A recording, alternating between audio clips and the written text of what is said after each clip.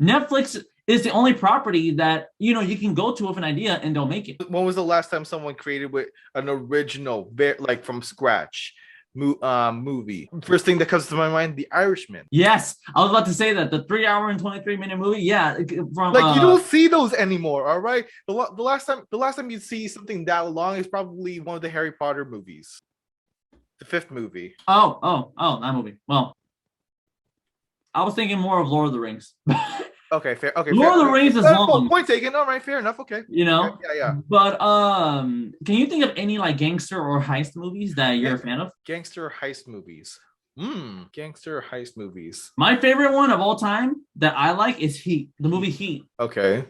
If we're talking about old stuff, gangster heist movies, fuck. Hold on. Does Goodfellas count? Yeah. Okay. Especially Goodfellas. Goodfellas is the best gangster movie that people do like, and I like Goodfellas. No, basically Goodfellas, Scarface. Obviously, yeah. You gotta have Scarface in there. Some you got. Oh, of course. What else? I wish I wish that there was like a Gone in 60 Seconds style remake for 2022 or something. Yeah, right, yeah. But mainly that because that involves cars, but the idea is kind of interesting. But no, that's my point. Like movies that we kind of grew up at first seeing that we liked, Hollywood doesn't really give them the budget to do that anymore. I've seen people, and they're celebrities, by the way, talk about this. Anthony Mackie, you know who Anthony Mackie is? Okay, who is he? He plays Falcon in the Marvel movies. Oh yeah, of course. Anthony Mackie. Okay.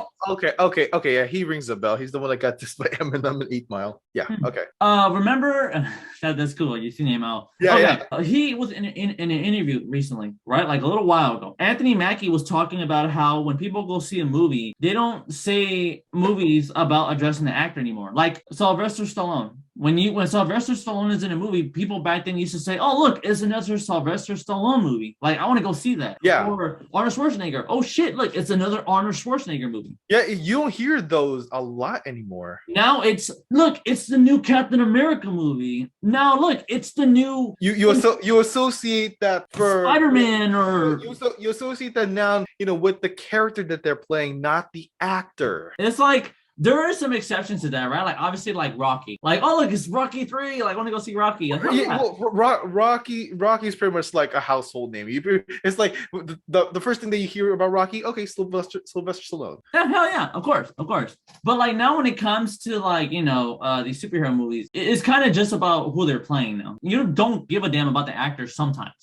You don't. Yeah, you just don't hear. Oh look, it's another Robert Downey Jr. movie, or look, it's another Chris Evans movie, or hey. Look, it's another Scarlett Johansson movie. Yeah, I know that a lot of people like to watch, like the movie that came out recently with Ryan Reynolds was Free Guy. I didn't go see that movie because I was just like, I kind of don't care. I kind of want to get away from that fantasy stuff. Like it seems like a fun movie, obviously, but then I watched it recently, and then I was like, no wonder people like the movie, because if you watch the movie towards the end, they did a Marvel reference twice, because in the video game they're playing.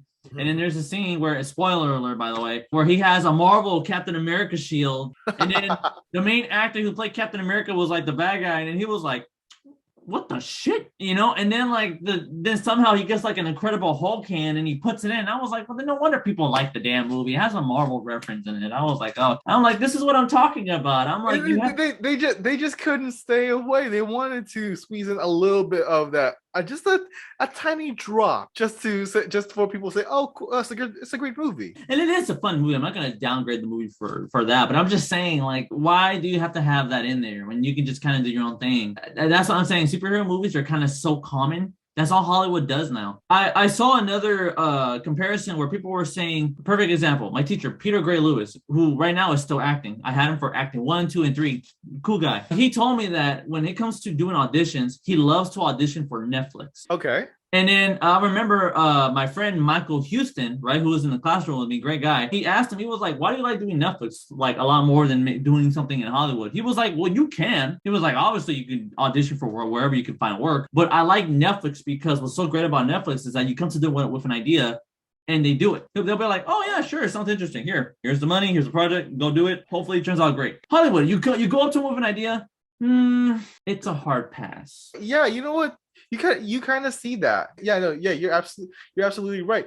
No wonder Squid Game, when like the creator took 10 years to create the entire story and it didn't get picked up Netflix. by Netflix. Netflix made it. For how much? 10 million?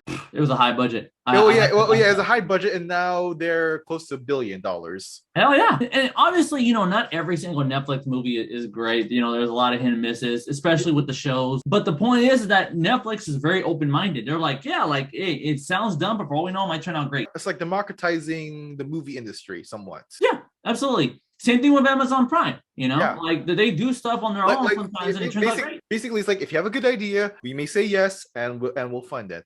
No question. Okay, I don't know if you know this. So for the movie Deadpool, did you see Deadpool? Who hasn't? Okay, so did you know that somebody came out and said that when they brought the idea for the first Deadpool movie, the script to Fox at the time before it was bought by Disney, the guy who was president at the time of Fox literally looked over the script and read it and then said, that's a hard pass. Okay. And then people were pissed because they were like, there's literally a script for Deadpool and you're passing on it. What are you doing? So then somebody, if you go on YouTube, made an animated trailer of Deadpool that they made. But then because they passed on it, they weren't going to release it. Somebody went into the Fox studio, took that clip, made a copy, uploaded it to Netflix to get the audience's reaction, and people loved it. And because people loved it, then they greenlit the movie. That's why we have Ryan Reynolds as Deadpool, because it got leaked. If it never got leaked, we wouldn't have had Deadpool. No way. I never knew that. That's fantastic. That's what I'm saying. Like, Hollywood is very picky in that shitty ideas that they give us. They think that's what we like because people can pay the same. And now